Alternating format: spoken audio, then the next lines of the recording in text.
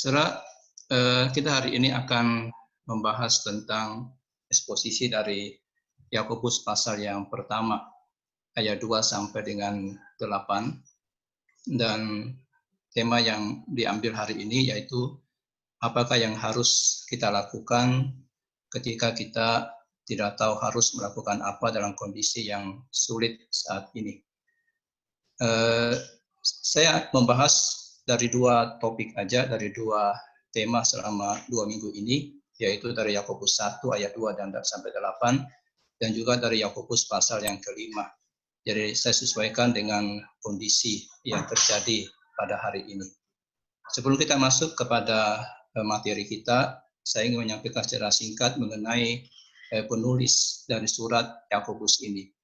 Nah, penulis surat Yakobus itu adalah Yakobus, saudara Tuhan Yesus, dan dikatakan bahwa dia yang di dalam banyak ahli mengatakan dialah penulisnya, dan tradisi mengatakan bahwa Yakobus, saudara Tuhan Yesus ini itu meninggal mati syahid pada tahun 62, dan dia memiliki satu kerohanian yang sangat baik hingga dia menjadi pemimpin jemaat di Yerusalem.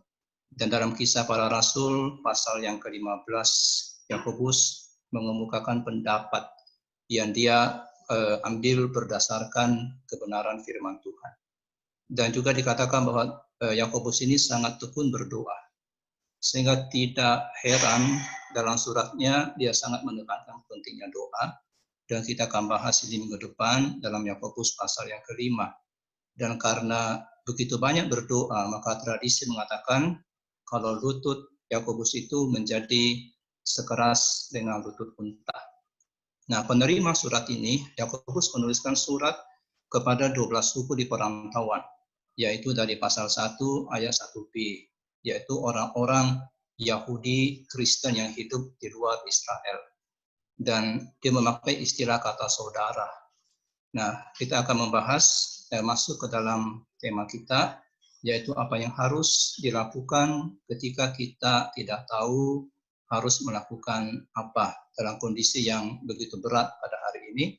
Bahkan mungkin ada orang-orang yang merasa sudah tidak ada jalan keluar dari persoalannya, dan bahkan tidak tahu mesti melakukan apa, mesti bersikap bagaimana. Maka Yakobus pasal yang pertama ayat 2 sampai 8 memberikan kita tuntunan. Nah, kita melihat di dalam Yakobus pasal yang pertama ayatnya yang kedua. Di situ dikatakan, saudara-saudaraku, anggaplah sebagai suatu kebahagiaan apabila kamu jatuh ke dalam berbagai-bagai pencobaan.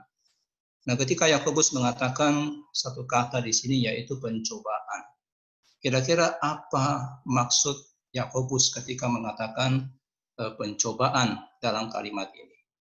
Sudah pencobaan di dalam bahasa Yunani yaitu perasmos, itu dipakai di dalam Yakobus pasal yang pertama ayat 2, ayat 12, 13, dan 14. Nah, kata perasmos sendiri ini yaitu pencobaan, itu dalam PB memiliki arti yang berbeda. Yang pertama, artinya bisa berarti godaan batin, yaitu godaan yang diberikan di dalam hati kita, yang muncul dalam hati kita.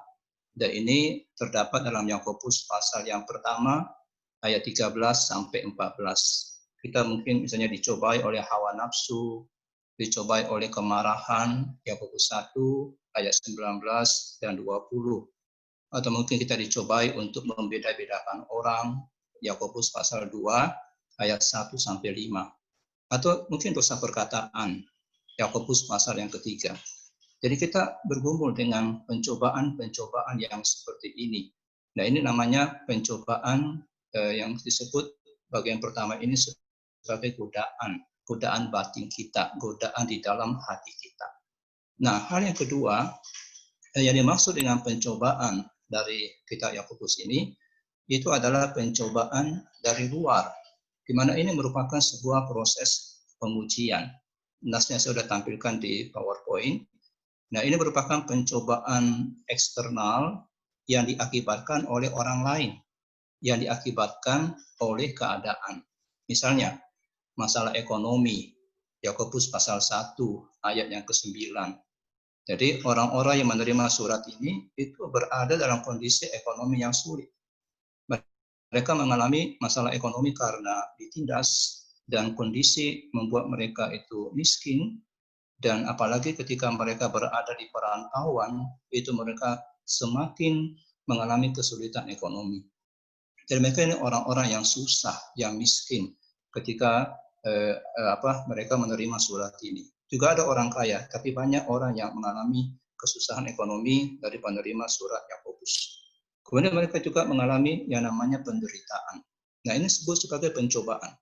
Jadi masalah ekonomi itu sebagai sebuah pencobaan jenis kedua ini yang diakibatkan dari luar, juga penderitaan, Yakobus pasal yang kelima ayat yang ke-13. Nah, lalu penyakit. Nah, penyakit juga itu merupakan bagian daripada pencobaan dari kategori yang kedua ini. Yakobus pasal yang kelima ayat 14. Nah, tujuan dari pencobaan yang diizinkan Allah ini bukan untuk kejatuhan daripada anak-anak Tuhan, tapi bertujuan untuk menguatkan mereka. Nah, ini kita bisa lihat dari kata perasmos tadi. Nah, kata ini dipakai untuk misalnya seekor burung yang masih muda, yang baru belajar terbang, itu dikatakan dalam satu kalimat dikatakan peresin, dia menguji sayapnya, dia mencoba sayapnya. Jadi kata pencobaan itu mengandung makna ujian, menguji, mencoba. Nah, Ratu Seba ketika datang kepada Salomo juga dikatakan dia itu peirasein, atau dia menguji kebijaksanaan Salomo. Bukan untuk menjatuhkan Salomo, tapi menguji dia. Allah dikatakan juga itu menguji Abraham ketika dia meminta Ishak dikorbankan. Dan ketika Israel datang ke tanah perjanjian, Allah tidak menyingkirkan orang-orang yang berada di sana. Dia meninggalkan suku-suku di sana supaya Israel itu bisa diuji, bisa peiraisen dalam perjuangan melawan mereka. Nah, pengalaman-pengalaman di Israel semua dikatakan merupakan sebuah ujian. Sudah setiap kita bisa mengalami pencobaan yang seperti tadi itu. Baik itu yang pertama secara internal, yaitu godaan di dalam hati kita, ataupun juga pencobaan yang jenis kedua, eksternal, yaitu sesuatu yang datang dari luar, kesulitan-kesulitan yang kita hadapi seperti pada hari ini, demikian juga masalah-masalah yang kita hadapi pada hari ini. Dan dikatakan di dalam ayat yang kedua tadi, apabila kamu jatuh ke dalam berbagai-bagai pencobaan. Saudaraku, ini adalah istilah yang sama yang dikatakan dalam kisah orang Samaria yang baik hati. Perhatikan kalimat apabila kamu jatuh ke dalam pencobaan. Nah, dalam kisah orang Samaria yang baik hati itu dikatakan dalam Lukas 10 ayat yang ke-30. Adalah seorang yang turun dari Yerusalem ke Yeriko.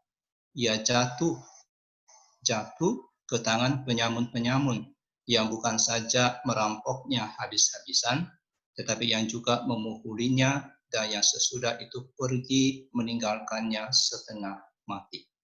Nah, istilah yang dipakai di sini sama. Ketika dikatakan ia jatuh ke tangan penyamun-penyamun. Nah, sama dengan Yakobus tadi, pasal 1 ayat yang kedua, juga memakai kata jatuh ke dalam pencobaan. Yang berarti apa?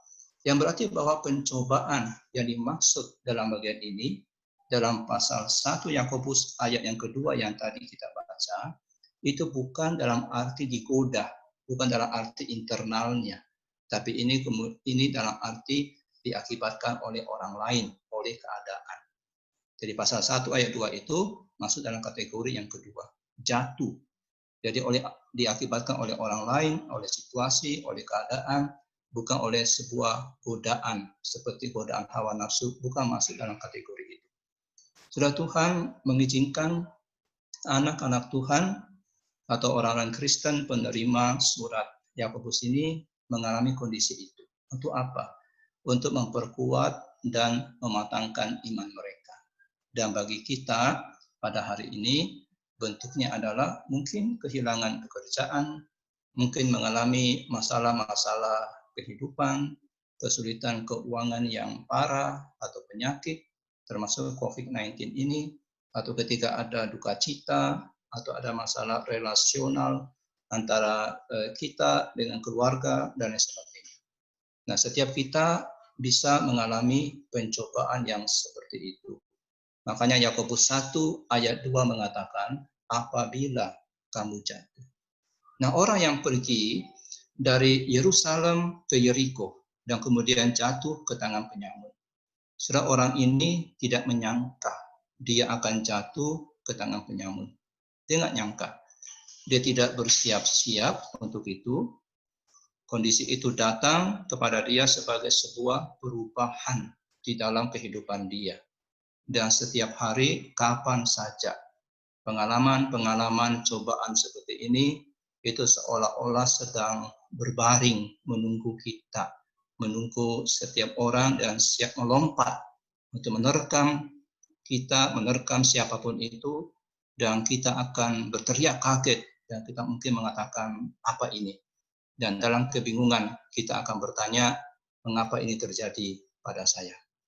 Tetapi dalam Yakobus 1 ayat 2 mengatakan, apabila kamu jatuh ke dalam berbagai-bagai pencobaan, kalau bertemu dengan pencobaan yang seperti tadi itu, nah hidup kita bisa mengalami kondisi itu.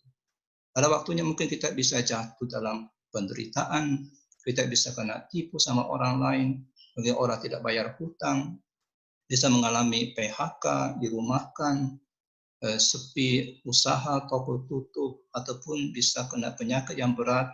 Dan saudara, semua itu terjadi di luar kendali kita.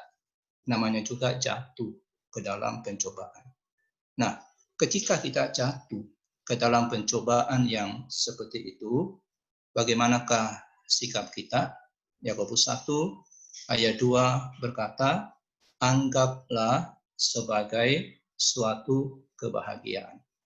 Jadi ketika pencobaan itu menimpa kita, bahkan kita sudah tidak tahu harus berbuat apa, maka hal yang harus kita lakukan adalah kita menganggap itu sebagai sebuah kebahagiaan.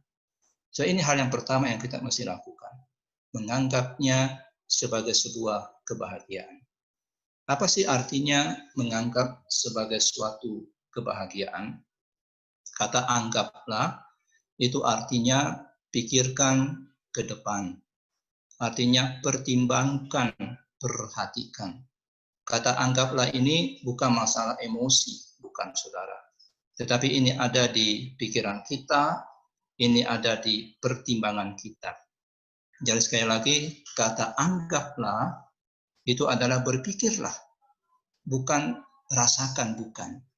Berpikirlah, bukan merasa. Jadi kita tidak disuruh tertawa terbahak-bahak dalam kesusahan kita, tapi kita disuruh menganggap pencobaan itu sebagai kebahagiaan. Artinya mempertimbangkan. Sudah ini bukan masalah emosi.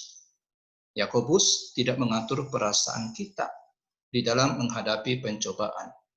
Dia tidak menyuruh kita loncat-loncat di dalam kesusahan kita.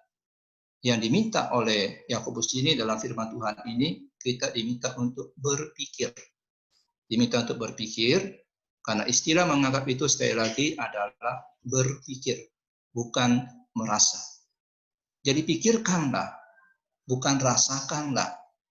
Jadi seseorang harus mempertimbangkan atau memperhitungkan, memikirkan keadaan yang sulit yang diberikan kepada dia sebagai kebahagiaan.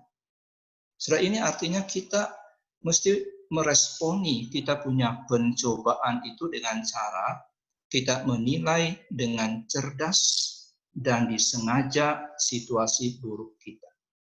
Sudah 90% keberhasilan kita memenangkan pencobaan, memenangkan penderitaan itu karena mental, karena spiritual, karena cara pandang kita, karena cara berpikir kita, karena world view kita.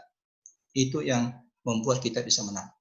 Kalau kita punya worldview yang salah, cara berpikir yang salah, maka kita akan kalah dalam pencobaan itu. Jadi kita harus belajar melihat seluruh kesusahan kita dari sudut pandang Allah, bahwa itu merupakan sarana untuk menghasilkan sesuatu yang sangat berharga di dalam hidup kita. Kita bukan bersikap seolah-olah tidak ada kesusahan, bukan. Kita juga bukan sedang menikmati rasa sakit, juga bukan. Ya. Kita bukan menikmati itu. Kita bisa mengekspresikan dengan jujur, kita punya perasaan, kita boleh menangis, kita boleh meratap kepada Tuhan. Kekristenan, saudara, bukan kepalsuan, tapi hal yang disorot Alkitab ini adalah pertimbangkan, pikirkan hasil akhir dari pencobaan ini. Pertimbangkan hasil akhir pencobaan ini. Kita taruh dalam pikiran kita seperti itu. Sekarang memang saya susah, sekarang memang saya sedang bergumul, tapi saya yakin hasil akhirnya ini pasti baik. Kalau saya bisa melewati pencobaan ini, akan memberikan hasil akhir yang baik. Saudaraku, ini memang paradoks. Dicobai tetapi bahagia. Susah tapi bahagia. Sakit tapi bahagia. Miskin tapi bahagia. Enggak punya uang tapi bahagia. Ini paradoks. Tapi Alkitab memang mengajarkan banyak hal-hal yang paradoks seperti itu. Matius 5 ayat 4. Berbahagialah orang yang berduka cita, karena mereka akan dihibur. Lukas 6 ayat 20 sampai 25 mengatakan hal yang mirip. Berbahagialah hai kamu yang miskin, karena kamulah yang punya kerajaan Allah. Berbahagialah kamu yang lapar. Roma 5 ayat 3 sampai 5. Dikatakan, dan bukan hanya itu saja, kita malah bermegah juga dalam kesengsaraan kita, karena kita tahu bahwa kesengsaraan itu menimbulkan ketekunan, dan ketekunan menimbulkan tahan uji, dan tahan uji menimbulkan pengharapan, dan pengharapan tidak mengecewakan, karena kasih Allah telah dicurahkan di dalam hati kita oleh Roh Kudus yang telah dikaruniakan kepada kita. 1 Petrus 1 ayat 6 sampai 7 mengatakan hal yang sama. Jadi semua jenis pengalaman akan datang pada kita. Akan ada ujian kesedihan, akan ada ujian kekecewaan, akan ada ujian masalah ekonomi, akan ada ujian masalah penyakit, akan ada bahaya yang berusaha mengambil, merampas iman kita, akan ada ujian yang berusaha memikat kita dari jalan yang benar, tapi itu dimaksudkan bukan untuk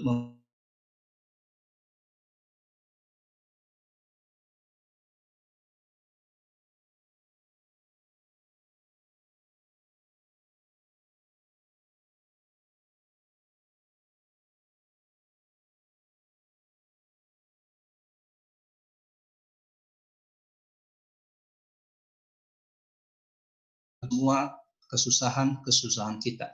Sebaliknya kita bisa bersukacita. Saudara, orang Kristen itu seperti atlet. Semakin berat pelatihan yang mereka jalani, maka semakin mereka senang. Karena apa? Mempersiapkan sebuah kemenangan yang besar. Dan seorang rabi mengatakan setiap pengalaman sulit adalah langkah menuju ke atas. Bapak-bapak gereja mengatakan kita tidak perlu berkecil hati dengan cobaan ini. Tidak ada yang bisa menghilangkan kegembiraan ini. Dan Origen mengatakan, jika Anda menganggap sebagai kebahagiaan semua pencobaanmu, maka itu akan menimbulkan sukacita. Seketika kita tidak tahu apa yang harus kita lakukan, maka yang pertama, ubahlah sudut pandangmu terhadap pencobaan saudara. Pandanglah itu sebagai kebahagiaan. Ubah sudut pandang kita. Saudara, mengapa pencobaan ini merupakan sebuah kebahagiaan? Ayat yang ketiga mengatakan seperti ini. Sebab kamu tahu bahwa ujian terhadap imanmu itu menghasilkan ketekunan. Nah, kenapa merupakan kebahagiaan? Karena pencobaan itu merupakan ujian dan akan menghasilkan ketekunan. Sudah pencobaan adalah sarana pengujian. Pengujian atau dokimion dalam bahasa Yunaninya itu tercantum dalam pasal 1 ayat 3, 1 Petrus pasal 1 ayat 7, juga di Amsal 27 ayat 21, itu menunjukkan proses pemurnian perak atau emas. Dan ini adalah cara Yakobus memakai kata itu. Jadi kesulitan hidup bukan dimaksudkan untuk menghancurkan, tapi dimaksudkan untuk memurnikan iman kita. Kita dipanaskan dalam sebuah penderitaan supaya kotoran-kotoran yang ada itu disingkirkan dan kita menjadi murni di hadapan Tuhan. Maka ujian iman di sini tidak dimaksudkan untuk menentukan kita punya iman atau tidak, tapi dimaksudkan untuk memurnikan iman yang sudah ada. Jadi saudaraku, pencobaan sekali lagi merupakan ujian iman kita. Iman dan pencobaan itu adalah dua hal yang saling terkait satu sama lain. Saling terkait, iman kita dan juga pencobaan. Di dalam pencobaan yang kita alami, kita membutuhkan iman. Sebaliknya, iman juga membutuhkan pencobaan untuk berkembang. Iman itu akan berkembang kalau ada pencobaan. Iman kita bertambah melalui pembacaan firman Tuhan, tapi itu akan diuji, itu akan berkembang ketika melewati pencobaan. Jadi pencobaan merupakan sebuah ujian iman. Sudah pada waktu seseorang dicobai, maka imannya diuji. Ya, dia mungkin akan mempertanyakan kasih Allah ketika dicobai.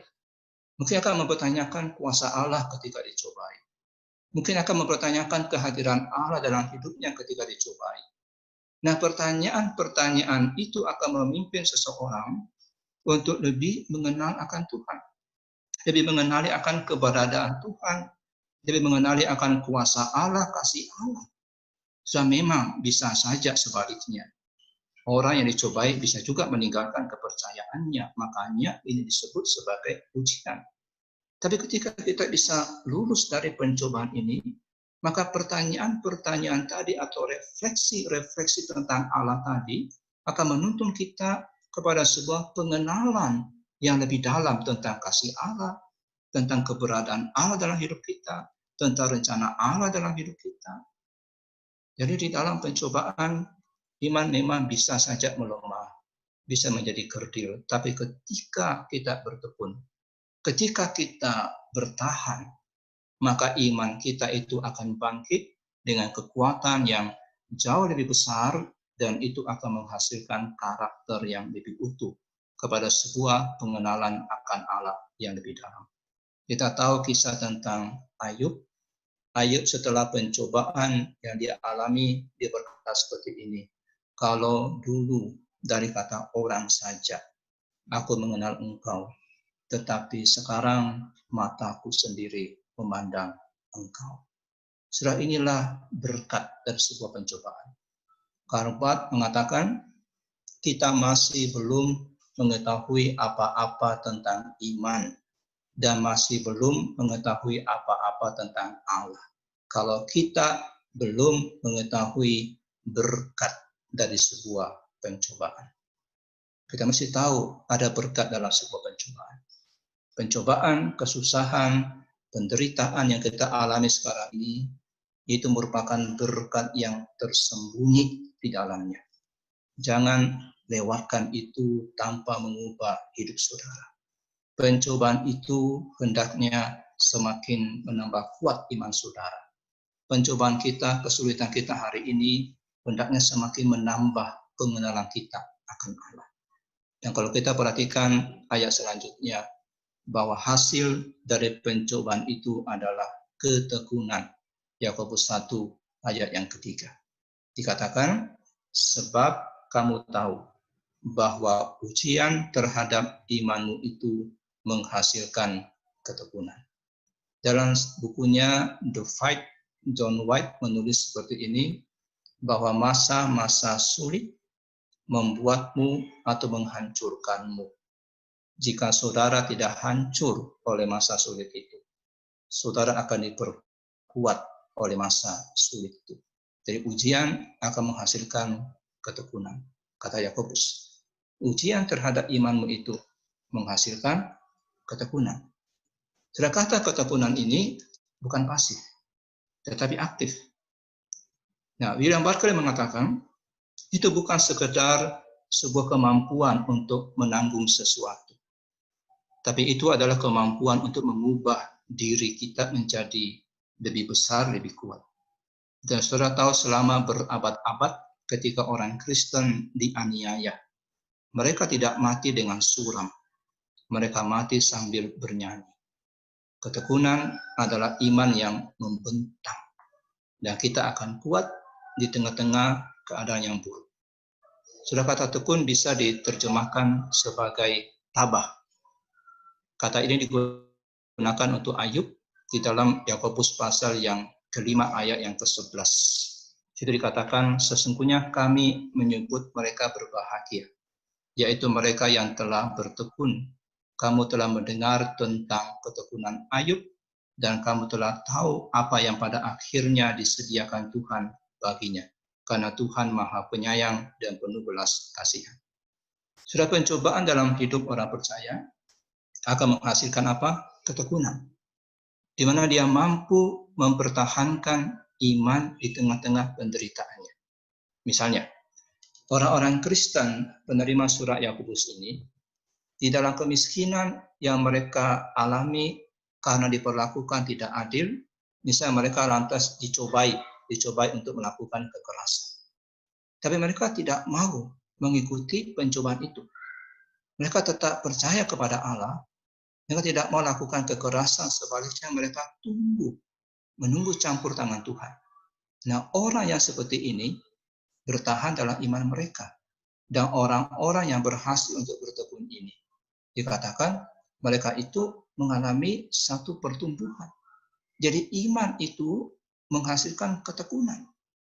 Sebaliknya orang Kristen yang mengalami kesusahan, lantas kemudian dia mengambil jalan pintas, dia mencuri, dia merampok, dia melakukan kejahatan, maka orang itu enggak tekun di dalam imannya.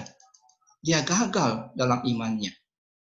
Dia tidak bisa memandang kesusahannya itu sebagai kebahagiaan. Hingga dia merampok, dia mencuri, lakukan kejahatan. Tapi kalau dia lulus dalam ujian iman itu, maka dia memiliki ketekunan. Ketika pencobaan ditanggung dengan cara yang benar, maka pencobaan itu untuk menguji kualitas iman kita. Dan itu akan menghasilkan ketahanan dari orang-orang yang diuji. Dan ketekunan itu menjadi satu segi yang baru, satu karakter yang baru yang kita peroleh. Dan karakter yang baru, ketekunan ini, saudara nggak mungkin bisa dapat kalau nggak ada ujian. Karakter yang baru, ketekunan itu hanya bisa kita miliki kalau itu ada ujian. Kalau nggak ada ujian, nggak ada pencobaan, saudara tidak akan punya karakter ketekunan ini. Jadi ketekunan ini dihasilkan dari apa? Dihasilkan dari waktu lamanya pencobaan berlangsung. Jadi ketika pencobaan berlangsung dengan waktu yang panjang, nah situ ketekunan kita juga semakin diuji di situ, dan semakin ditambah-tambahkan di situ. Selaku istilah ketekunan dalam bahasa Yunani, itu menunjuk kepada seseorang yang berhasil membawa beban yang berat untuk waktu yang lama. Kalau membawa beban yang berat untuk waktu yang singkat, itu belum masuk kategori ketekunan. Tapi kalau kita bawa beban yang berat dalam waktu yang lama, itulah ketekunan. Perjanjian baru berulang kali menekankan perlunya orang Kristen untuk apa? Memupuk sifat ketekunan dan ketabahan ini di dalam menghadapi kesulitan-kesulitan.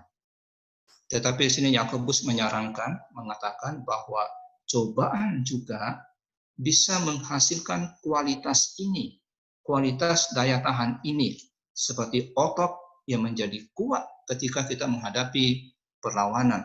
Maka orang Kristen mesti belajar untuk tetap setia kepada Allah dalam jangka panjang.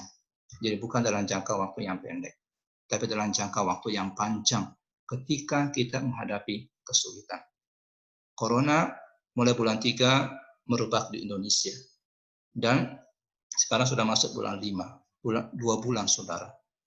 Ketika nanti bulan 6, bulan 7, semakin panjang kita semakin dicobai. Semakin ketekunan kita itu semakin ditambah-tambahkan. Jadi panjangnya pencobaan itu akan menghasilkan ketekunan yang lebih besar.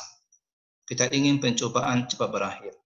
Tapi ketika Tuhan izinkan panjang, maka itu berarti Tuhan ingin menambahkan ketekunan yang lebih besar dalam diri kita.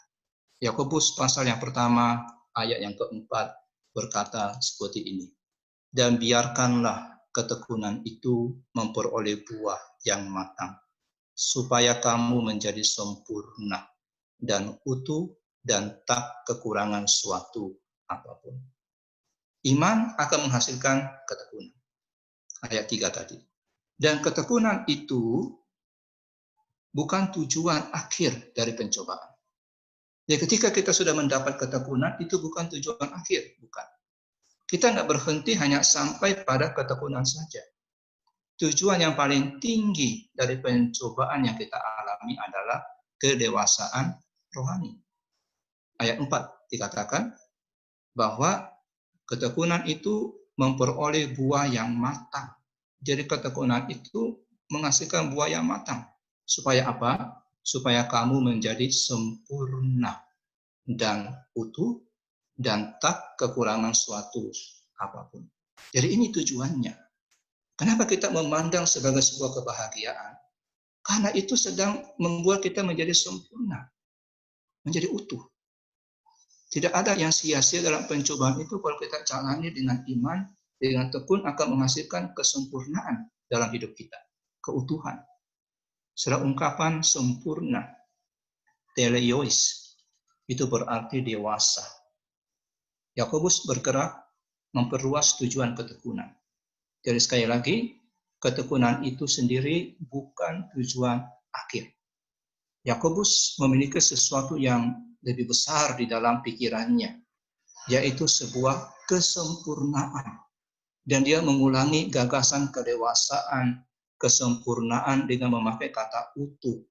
Tak kekurangan suatu apapun. Utuh, tak kekurangan suatu apapun berarti dewasa, berarti sempurna. Sudah kesempurnaan, bukan hanya karakternya yang dimatangkan, tapi karakternya itu ditambahkan. Jadi orang yang dewasa, orang yang sempurna itu, bukan hanya memiliki sebuah karakter yang baik, tapi dia punya banyak karakter yang baik. Misalnya, saudara memiliki karakter kemurahan, saudara murah hati. Nah, melalui pencobaan, maka karakter itu akan dimatangkan. Sehingga kualitas kemurahan hati saudara itu akan semakin tinggi kualitasnya, semakin baik kualitasnya. Tetapi saudara, fungsi dari pencobaan bukan hanya mematangkan karakter kualitas kemurahan hati saudara tadi, bukan hanya menambah kualitasnya tadi, tapi menambah karakter-karakter yang lain yang saudara belum punyai. Saudara misalnya belum punya karakter penguasaan diri. Dengan pencobaan saudara ditambahkan. Ketika saudara bisa melewati itu dengan tekun, saudara ditambahkan penguasaan diri. Saudara misalnya belum punya kerendahan hati. Melalui pencobaan itu saudara ditambahkan kerendahan hati. Saudara misalnya belum punya kesabaran. Melalui pencobaan saudara ditambahkan kesabaran. Saudara belum punya kerajinan misalnya. Melalui pencobaan saudara ditambahkan kerajinan. Sehingga apa? Firman Tuhan berkata, saudara tidak kekurangan suatu karakter pun. Saudara tidak lagi menjadi orang yang miskin karakter. Tapi kita menjadi orang yang kaya karakter. Setelah kita melewati pencobaan dengan tekun. Saudaraku, kedewasaan, kesempurnaan kita itu akan berkembang melalui ketekunan dalam pencobaan. Ketika kita bisa bertekun, maka ini akan menghasilkan kedewasaan. Dan kedewasaan seperti itu didefinisikan sebagai lengkap, tidak kekurangan apa-apa. Hari ini mungkin kita belum lengkap. Kita punya satu kualitas yang baik mungkin di dalam satu karakter, tapi kita nggak punya yang lain. Dan kita belum lengkap. Dan Tuhan ingin kita itu utuh. Tuhan ingin kita itu lengkap. Hingga Tuhan izinkan ujian-ujian datang. Tuhan izinkan pencobaan demi pencobaan datang. Hingga kita akan menjadi satu pribadi seperti satu orang dengan tubuh yang sehat, yang komplit, yang baik.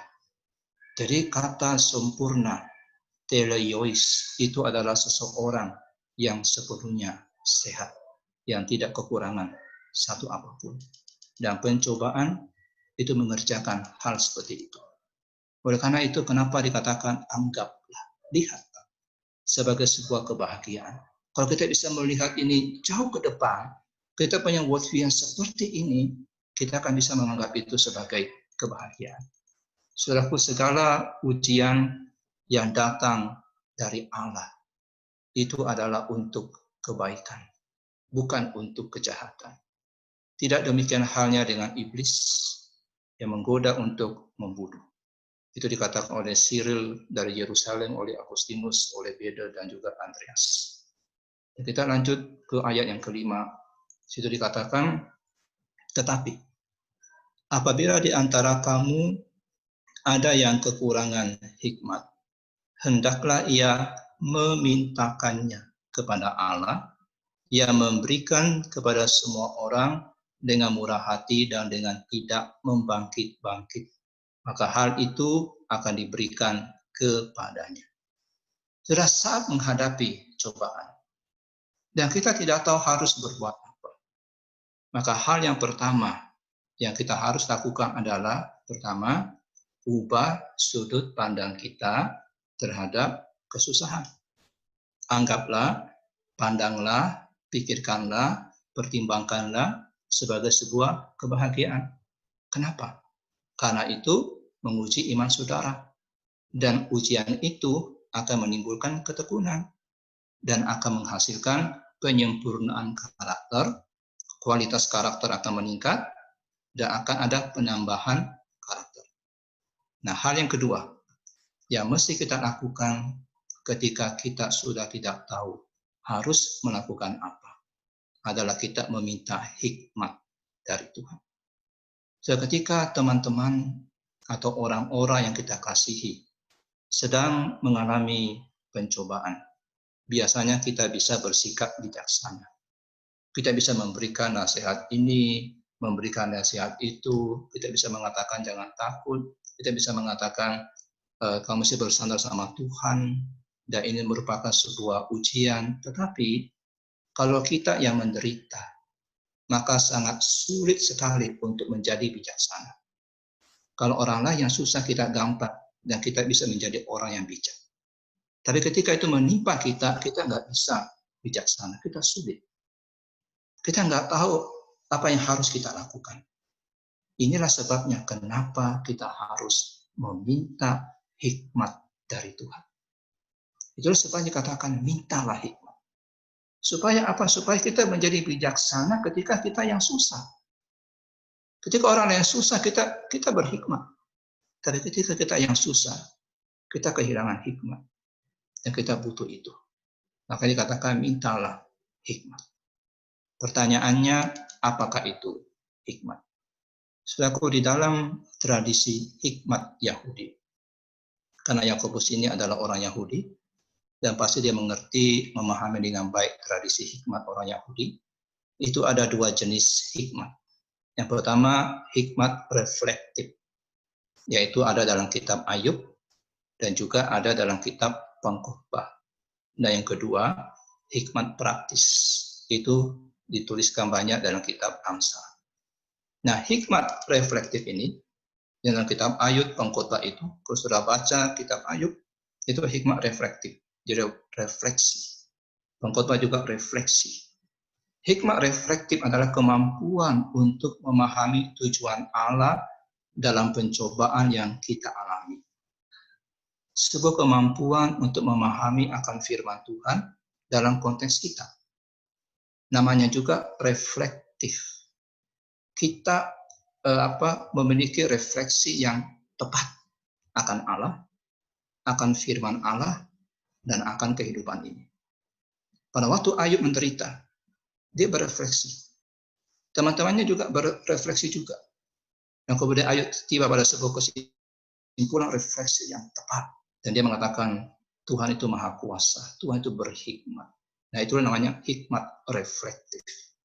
Hikmat yang berefleksi. Kita merefleksikan firman Tuhan di dalam kehidupan kita. Nah, hikmat praktis yang kedua adalah kemampuan untuk melakukan apa yang sudah kita renungkan. Jadi kita sudah merefleksikan tadi firman Tuhan. Sekarang kita butuh hikmat praktis melakukan itu. Dan ini banyak ditulis dalam kitab Amsal. Dikatakan, hai orang muda yang tidak berpengalaman, jangan pergi ke sana. Ayo kemari, belajarlah hikmat. Nah, ini merupakan hikmat praktis. Merupakan saran atau panduan untuk hidup sehari-hari dan berhubungan dengan perbuatan kita. Nah, saudaraku, kalau dalam kitab Yakobus, hikmat apa yang sedang dikatakan di sini? Nah, di dalam kitab Yakobus tetap ada dua jenis hikmat yang dia tuliskan di sini. Yang pertama adalah hikmat reflektif. Itu pasal 1 ayat 5 yang tadi saya baca itu, yang kita baca ayat 5 itu, barang siapa yang kekurangan hikmat, mintalah. Kita meminta hikmat reflektif di sini. Dan yang kedua adalah hikmat praktis. Itu ada dalam Yakobus 3 ayat 13 sampai 18. Jadi hikmat yang dimaksud oleh Yakobus pasal 1 ayat 5 ini adalah hikmat reflektif, sebuah kemampuan untuk menerapkan apa yang kita ketahui dari firman Tuhan di dalam pergumulan kita, dalam hidup kita sehari-hari. Jika kita mengatakan tentang seseorang misalnya, orang itu tahu Alkitabnya dengan sangat baik, itu hanya menggambarkan pengetahuan. Tapi kalau dia tahu bagaimana memakai Alkitab, itu namanya hikmat. Jadi tahu tentang Alkitab, itu belum bisa dikatakan hikmat. Sedangkan hikmat praktis itu ada dalam Yakobus pasal yang ketiga, ayat 13 sampai 18. Hikmat praktis adalah mempraktikkan apa yang diyakini, mempraktikkan apa yang sudah kita renungkan, apa yang kita refleksikan. Yakobus 3 ayat 13 sampai 18, situ jelas dikatakan seperti ini. Siapakah di antara kamu yang bijak dan berbudi? Baiklah ia dengan cara hidup yang baik menyatakan perbuatannya oleh hikmat yang lahir dari kelemah lembutan. Jika kamu menaruh perasaan iri hati dan kamu mementingkan diri sendiri, janganlah kamu memegahkan diri dan janganlah berdusta melawan kebenaran. Itu bukanlah hikmat yang datang dari atas, tetapi dari dunia, dari nafsu manusia, dari setan-setan. Sebab di mana ada iri hati dan mementingkan diri sendiri, di situ ada kekacauan dan segala macam perbuatan jahat. Ayat 17. Tetapi hikmat yang dari atas adalah pertama-tama murni, selanjutnya pendamai, peramah, penurut, penuh belas kasihan, dan buah-buah yang baik, tidak memihak dan tidak munafik.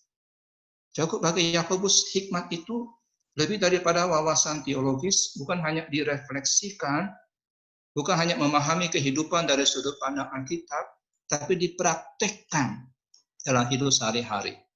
Nah, kembali ke pasal 1 ayat 5. Nah, di Yakobus pasal 1 ayat yang kelima inilah yang kita bahas ketika Yakobus mengatakan, tetapi apabila di antara kamu ada yang kekurangan hikmat, hendaklah ia memintakannya kepada Allah.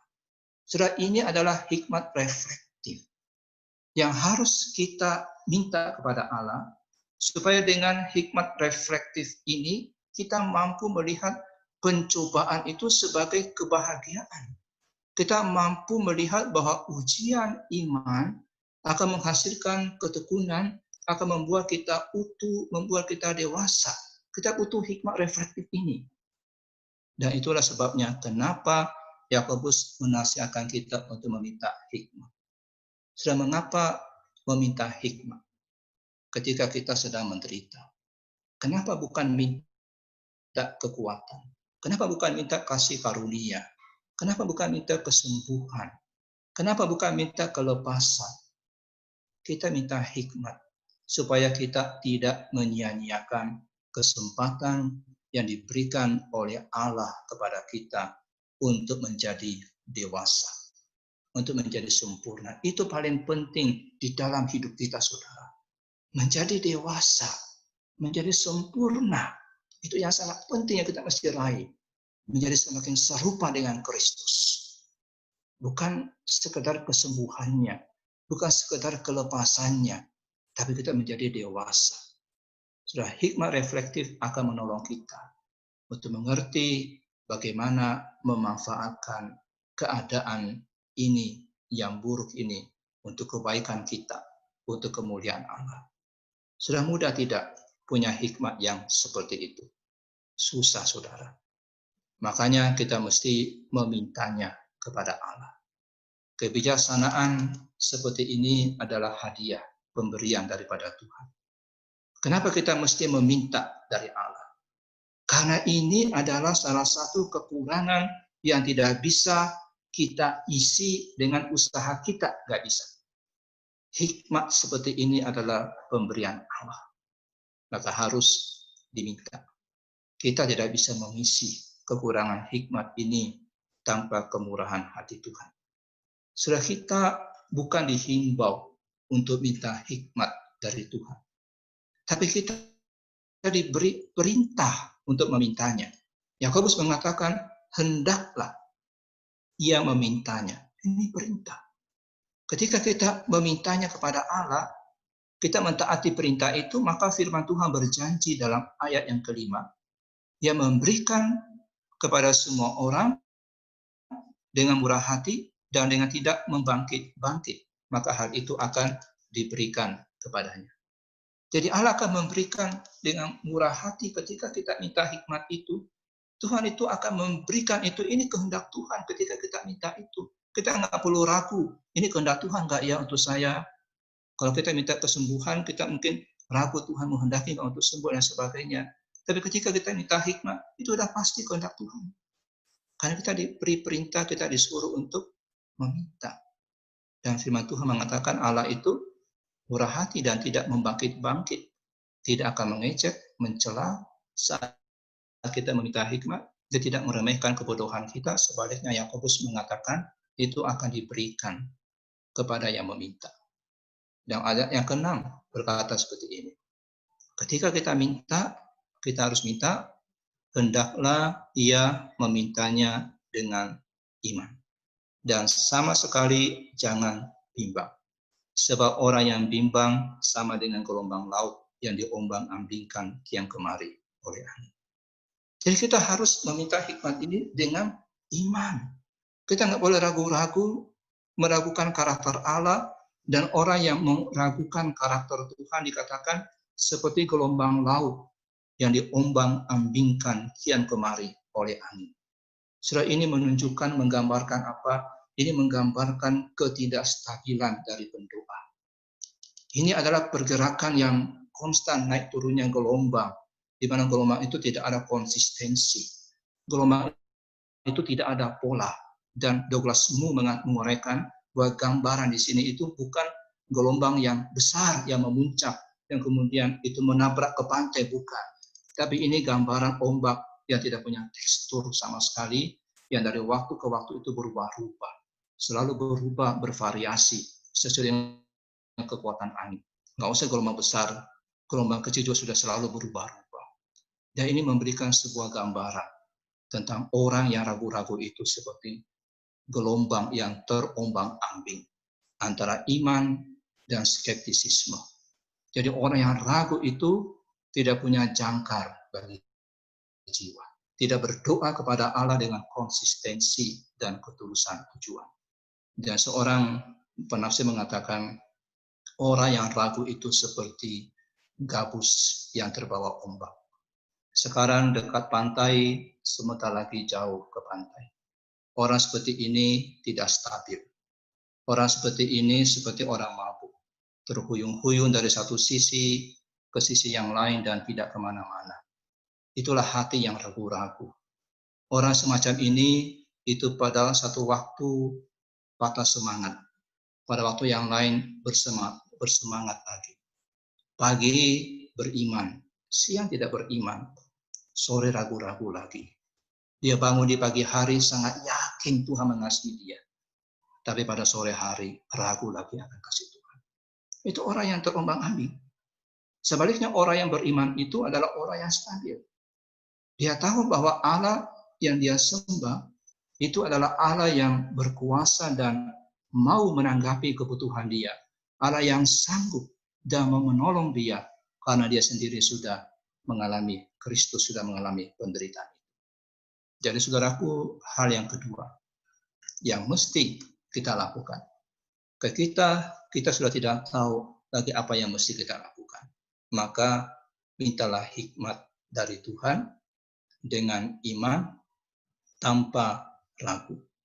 Kalau kita ragu, kita tidak akan menerima hikmat itu. Yakobus pasal 1 ayat 7 berkata, orang yang demikian janganlah mengira bahwa ia akan menerima sesuatu dari Tuhan.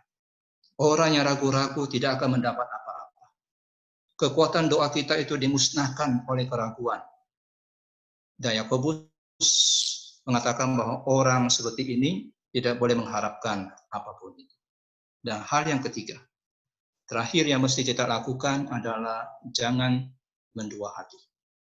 Ayat 8 berkata, sebab orang yang mendua hati tidak akan tenang dalam hidupnya. Suku kata Yunani untuk mendua hati ini atau double-minded ini adalah dipsikos, yang secara harafiah itu artinya berjiwa ganda. Dan ini pertama kalinya dalam literatur Yunani bahwa kata khusus ini muncul. Dan Yakobus menggunakan kata yang sama lagi dalam Yakobus 4 ayat yang ke-8. Dikatakan, mendekatlah kepada Allah dan Dia akan mendekat kepadamu. Tahirkanlah tanganmu, hai kamu orang-orang berdosa, dan sucikanlah hatimu, hai kamu yang mendua hati. Nah, berpikiran ganda atau dipsukos ini berarti goyah. Kurang dalam iman, dikendalikan oleh perasaan ragu-ragu, ragu untuk bertindak tegas. Dan Yakobus menyebut orang yang berpikiran ganda ini tidak stabil, gelisah, dia bimbang, mereka sering tidak mau berkomitmen untuk apapun, hingga tidak bisa diandalkan. Seseorang tidak bisa bergantung kepada orang yang mendua hati. Nah, orang yang mendua hati ini bisa kita sebut dengan kepribadian ganda. Dia termasuk dalam kategori skizofrenia spiritual. Jadi ada perpecahan dasar di dalam jiwa dia, tidak sepenuhnya dia bergantung kepada Allah. Nah, Yakobus mendesak supaya doa untuk hikmat harus di dalam iman. Kalau tidak, kita akan menjadi orang yang berpikiran ganda. Kenapa? Karena kebalikan dari meminta dalam iman itu adalah berpikiran ganda. Dan lebih jauh lagi, berpikiran ganda berarti itu melakukan pemberontakan yang serius terhadap Tuhan. Yakobus pasal yang 4 ayat 8 sampai 9 berkata seperti ini, mendekatlah kepada Allah yang tadi saya bacakan, dan Ia akan mendekat kepadamu, tahirkanlah tanganmu, hai kamu orang berdosa, dan sucikanlah hatimu, hai kamu yang mendua hati. Sadarilah kemalanganmu, berduka cita dan merataplah, hendaklah tertawamu kamu ganti dengan ratap, dan sukacitamu dengan duka cita. Saya perhatikan bahwa orang yang berpikiran ganda ini bukan hanya mereka yang kurang percaya, bukan hanya itu. Bukan hanya mereka kurang percaya ketika berdoa. Tapi mereka ini adalah orang berdosa yang harus memurnikan hati mereka. Jadi dalam konteks surat Yakobus ini, orang mendua hati ini bukan hanya kurang iman, tapi menolak Tuhan. Mereka menyalahkan Tuhan atas kondisi yang mereka alami. Mereka menganggap bahwa Tuhan yang mengirimkan pencobaan dalam hidup mereka, mereka berpikir Tuhan itu jahat dan jenis pemberontakan yang terang-terangan terhadap Tuhan. Dan ini disebut oleh Yakobus sebagai pikiran ganda. Sudah kita tidak boleh meragukan kebaikan Tuhan. Dalam kondisi kita pada hari ini, jangan sekali-kali punya pikiran ganda seperti ini. Inilah hal yang ketiga yang mesti kita lakukan. Jangan menjadi schizofrenia spiritual. Dalam kondisi susah bagaimanapun itu, kita mesti mengasihi Tuhan dengan segenap hati kita. Bulat. Jangan ganda. Jangan pecah. Kita mesti ikut Tuhan dengan sepenuh hati kita. Jangan pecah. Jangan meragukan kasih Tuhan. Jangan pecah. Jangan menyimpang. Jangan menuduh Tuhan. Jangan berpikiran Tuhan itu tidak mencintai kita. Hal seperti itu tidak boleh ada dalam hati kita. Hati kita tidak boleh terbagi. Separuh curiga kepada Tuhan. Dan separuhnya lagi berdoa kepada Tuhan. Aku saya simpulkan dari Yakobus 2:1 ayat 2 sampai 8 ini. Maka kembali kepada poin yang tadi. Apa yang harus kita lakukan ketika kita tidak tahu harus melakukan apa? Pertama, ubah sudut pandang terhadap pencobaan. Pandanglah sebagai kebahagiaan. Sekali lagi, ini bukan perasaan, bukan emosi, tetapi pikiran, worldview, sudut pandang. Yang kedua, mintalah hikmat. Hikmat apa? Hikmat reflektif dari Tuhan. Kita bisa menilai pencobaan kita dengan berdasarkan firman Tuhan. Kita bisa punya sudut pandang seperti yang pertama tadi. Memandangnya sebagai sebuah kebahagiaan. Minta hikmat reflektif. Yang ketiga, jangan menjadi schizofrenia spiritual. Orang yang mendua hati. Sebaliknya, kita sepenuh hati ikut Tuhan. Amin.